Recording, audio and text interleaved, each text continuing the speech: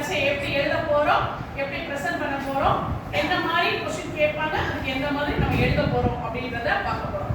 அதுக்கு முன்னாடி திருவள்ளுவர் ஒரு திருக்குறள் சொல்லியிருக்கிறாரு, எய்தற்கு அறியாது இயந்தக்கால் அந்நிலையே செய்தற்கு அறியாத செயல். நமக்கு இந்த கொடுக்கப்பட்ட காலத்துல நம்ம படிச்சிட்டோம் அப்படின்னு சொன்னா அந்த படிச்சதை எழுதிடணும். எழுதல அப்படின்னா அடுத்த காலங்கள் வரும்போது நமக்கு இது என்ன செய்யுமா, தடைப்படும். நமக்கு கொடுக்கப்பட்டுள்ள இந்த காலத்துக்குள்ளேயே நம்ம எழுதி போயிட்டோம் அப்படின்னு சொன்னா நம்ம என்ன செய்யலாம், அதிகமாக வெற்றிகள் பெறலாம். இல்லாட்டி என்ன செய்ய முடியும், அடுத்த பரீட்சைக்கு போகணும், அடுத்து ஃபெயில் ஆயிட்டா மறுபடியும் திரும்ப என்ன செய்யணும், வரணும், வைக்கணும், அது கஷ்டமா இருக்கும். நமக்கு என்னது, இந்த பருவத்துல இந்த இதுல கொடுக்கப்பட்டுள்ள இந்த காலத்துல நம்ம என்ன செய்யறோம், பரீட்சையை எழுதுறோம். அங்க நமக்கு சொன்ன மாதிரி என்னது அப்படின்னா क्वेश्चन பேப்பர் நமக்கு ஆன்சர் ஷீட் சொன்னாங்க. என்ன சொன்னாங்க, ஃபர்ஸ்ட் பேஜ்ல அந்த நம்மளோட கையெழுத்து மட்டும் தான் போடணும், மற்றது எல்லாமே என்ன செஞ்சுக்கணும் அதுல இருக்கும், அதை எதுவுமே டச் பண்ணக்கூடாது. அடுத்த பக்கம் அப்படின்னு பாத்தீங்கன்னா அடுத்த பக்கமும் பொடி பொடி கட்டமா போட்டுருக்கும், அதுல ஃபுல்லா என்னது மார்க் என்ட்ரி ஆயிருக்கும். என்ட்ரி நாங்க பின்னாடி பார்த்து என்ன செய்வோம், அந்த மார்க்கை போடுவோம். அதனால அதையும் என்ன செய்யக்கூடாது, தொடக்கூடாது. அடுத்த பக்கம் பாத்தீங்கன்னா ஃபர்ஸ்ட் பக்கம் அப்படின்னு சொல்லி போட்டிருப்பாங்க. அந்த ஃபர்ஸ்ட் பக்கத்துல பாத்தீங்க அப்படின்னா மொத்தம் முதல்லயே நமக்கு என்ன செஞ்சிரும், படிவம் வந்துடும், 4 படிவம் வந்துடும். முதல் படிவம் நூலக உறுப்பினர் சேர்க்கை படிவம்.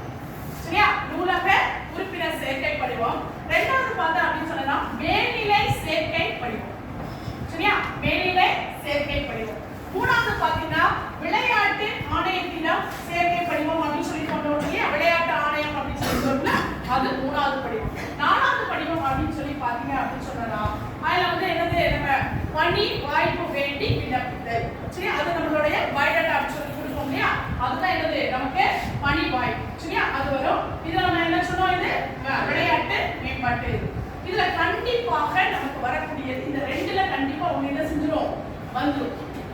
சரியா, மேல்நிலை சேர்க்கை படிவமானாலும் சரி இல்லாட்டி விளையாட்டு ஆணையத்திடம் இருந்து வரணும். மேல்நிலை சேர்க்கை படிவத்துல நம்ம என்ன செய்யும்போது பார்க்கும்போது அதுல வந்து நம்ம 10th எவ்வளவு மார்க் எடுத்திருக்கோம் அப்படின்னு சொல்லி கேட்பாங்க.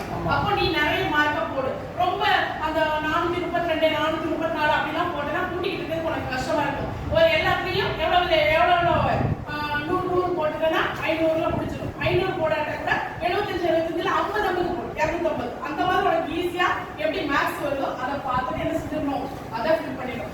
இங்க அதே மாதிரி விளையாட்டு ஆணையம் இந்த கொஸ்டின் என்ன செய்யணும், முதல்ல வாசிக்கணும். வாசிக்கும் போது விளையாட்டு நம்ம என்ன கொஸ்டின் கேட்டிருக்காங்களா, அங்க என்ன கேட்பாங்க, கயல் மொழி, கயல் விழி, அதுல முதல்ல வீட்டு அட்ரஸ், வீட்டு அட்ரஸ், ஊரு, அதுக்கப்புறம் தான் என்னது பேரு, அதுக்கப்புறம் அவங்க அப்பா பேர் கடைசில இருந்து கொடுப்பாங்க. சரியா, அங்க மேல நமக்கு என்ன பேரும், பேர். தேவர் தன்னை கயல் விழியாக பாவித்து, அப்ப அங்க யாரு, கயல்விழி தான் அங்க என்ன செய்யுது, தேவர். அப்ப பெயர்ங்கிற இடத்துல நம்ம என்ன செய்ய போறோம், கயல்விழி அப்படின்னு சொல்லி எழுதுறோம். அதுக்கப்புறம் அப்பா பேரு, அதுக்கப்புறம் அட்ரஸ், ஊர் பேரு, தெரு பேரு, தெரு பேரு, ஊர் பேரு, அடுத்தது அட்ரஸ். அதுக்கப்புறம் என்னென்ன டீடைல் அது உள்ள கேட்டுட்டாங்களோ அந்த டீடைல்ஸ் எல்லாமே என்ன செய்யணும், அது நிரப்பணும். அதனால இங்க வந்து ஓ பேர்ல கடைசியில பேர் எழுதும் போது